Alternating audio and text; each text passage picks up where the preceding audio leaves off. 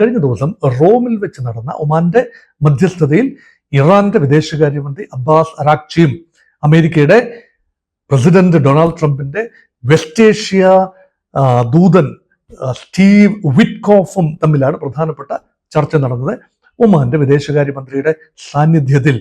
അങ്ങനെ ഇറാന്റെ നിലപാടുകൾ വ്യക്തമായി ഇറാൻ പറഞ്ഞു.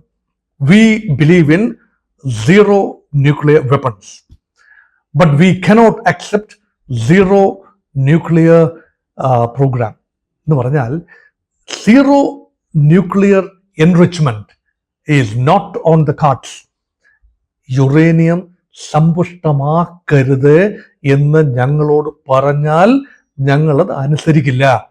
അതേസമയം ആണവായുധങ്ങൾ ഉണ്ടാക്കരുത് എന്ന കരാർ ഞങ്ങൾ പാലിക്കും.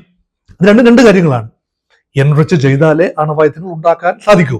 എൻറിച്ച് ചെയ്തതുകൊണ്ട് മാത്രം ആണവായുധങ്ങൾ ഉണ്ടാക്കേണ്ടതില്ലതാനും.